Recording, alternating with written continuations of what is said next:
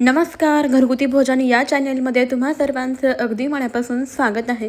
जसं की तुम्ही थंबनेलला पाहिलंच आहे की आज आपण या पद्धतीने शेवग्याची भाजी बनवली ना तर नक्कीच तुमच्या घरी जर पाहुणे आले तर तुमचे कौतुक केल्याशिवाय राहणारच नाही. इतकी चमचमीत आणि टेस्टी ही शेवग्याची भाजी लागते.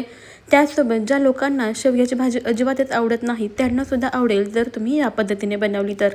चला तर मग आज आपण कोणत्या पद्धतीने शेवग्याची भाजी बनवतोय ते पाहण्यासाठी व्हिडिओ अजिबात जरासुद्धा कुठेही स्किप न करता अगदी शेवटपर्यंत पहा.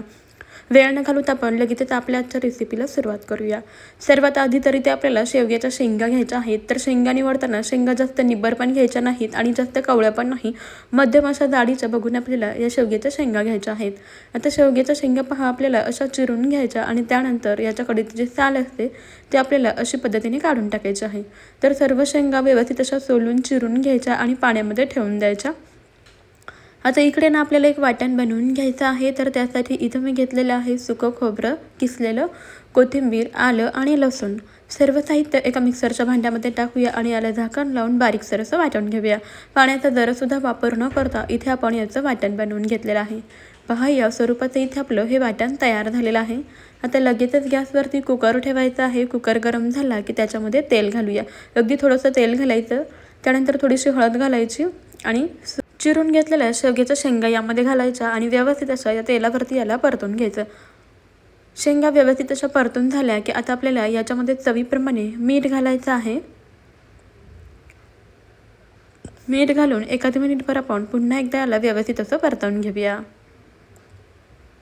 व्यवस्थित असं परतून झालं. आता यामध्ये शेंगा शिजण्याकरता आपल्याला पाणी घालायचं आहे.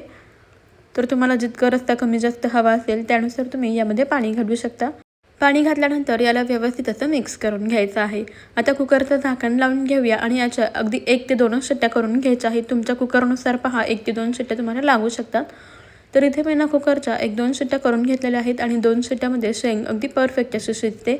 जास्तही शिट्ट्या करायच्या नाहीत, नाहीतर शेंग जास्त ओव्हरकुक जास्त शिजवून घ्यायची नाही. आपल्याला मध्यम अशी शेंग शिजवून घ्यायची. 2 शिट्ट्या झाल्या. कुकर थंड झाला की याचं झाकण काढून घेतलेलं आहे. इथे तुम्ही पाहू शकता आपली शेवग्याची शेंग अगदी व्यवस्थित अशी शिजलेली आहे. आता लगेच आपण या सर्व शेंगा यामधून काढून घेऊया. सर्व शेंगा यातून काढून घ्यायच्या आहेत आणि आता हाच कुकर आपल्याला गॅसवरती ठेवायचा आहे, म्हणजे आपला भांड्याचा पसारासुद्धा जास्त होत नाही. आता याच्यामध्ये पुन्हा तेल घालायचं आहे. 1 चमचा मोहरी घालायची. मोहरी छान तडतडली की जिरे घालायचे. जिरेसुद्धा छान असे तडतडू द्यायचे आणि त्यानंतर आपण तयार केलेलं वाटण घालायचं. आता वाटण तेलामध्ये व्यवस्थित असं परतवून घेऊया. मध्यम गॅसवरती हे वाटण छान असं आपल्याला याच्यावरती परतवून घ्यायचं आहे. खमंग असं वाटण परतून झालं की एक बारीक चिरलेला टोमॅटो आपल्याला याच्यामध्ये घालायचा आहे. टोमॅटोसुद्धा व्यवस्थित असं आपण यामध्ये परतवून घेऊया. वाटण परतत असताना यामध्ये टोमॅटो घालायचा, म्हणजे वाटण आपलं करपत नाही. पहा आता टोमॅटोसुद्धा आपण याच्यामध्ये व्यवस्थित असं परतवून घेतलेला आहे. आता आपल्याला यामध्ये काही मसाले घालायचे, जसे की इथं मी 1 चमचा काळा मसाला वापरते आणि अर्धा चमचा गरम मसाला घालते. दोन्ही मसाले घालायचे आणि व्यवस्थित असं मिक्स करून घ्यायचं. तुमच्या आवडीप्रमाणे इथे तुम्ही कोणतेही मसाले वापरू शकता. मसाले घालून याला व्यवस्थित असं मिक्स करून घेऊया. अगदी साधी सिंपल भाजी आहे, परंतु याची चव ना खूपच जबरदस्त लागते. मसाले मिक्स करून घेतले. आता शेंगा शिजवलेलं पाणी आपल्याला याच्यामध्ये घालायचं आहे. सोबतच तुम्हाला जितका रस्सा कमी जास्त हवा असेल त्यानुसार तुम्ही याच्यामध्ये आणखीन पाणी घालू शकता. व्यवस्थित मिक्स करून घ्यायचं आहे. आता शिजवलेल्या शेंगासुद्धा आपल्याला याच्यामध्ये घालायच्या आणि रस्सा पातळ घट्ट हवा असेल त्यानुसार थोडंफार पाणी यामध्ये घालायचं. मी मध्यम अशा स्वरूपाची भाजी बनवते त्यामुळे आणखीन थोडंसं यामध्ये पाणी घातलं. शिजवलेल्या शेंगा घालायच्या आणि चवीप्रमाणे मीठ घालायचं. शेंगा शिजवताना आपण मीठ घातलंच होतं, पण पाणी घातल्यामुळे अगदी थोडंसं पुन्हा मीठ घातलेलं आहे. व्यवस्थित मिक्स करून घ्यायचं आहे. आता आपल्याला भाजी मध्यम गॅसवरती 2 ते 3 मिनटं छान अशी शिजवून घ्यायची आहे. पहा मध्यम गॅसवरती भाजी मस्त अशी शिजते. भाजीला तरीसुद्धा तुम्ही पाहू शकता अगदी मस्त आलेली आहे. यामध्ये आपण जास्त कोणतेही मसाले न वापरता अगदी कमीत कमी मसाले वापरून ही चमचमीत अशी शेवग्याची भाजी बनवलेली आहे. चवीलासुद्धा खूपच जबरदस्त झालेली आहे. पहा अगदी झटपट तयार होते आणि चव म्हणाल तर एकच अगदी अप्रतिमच लागते.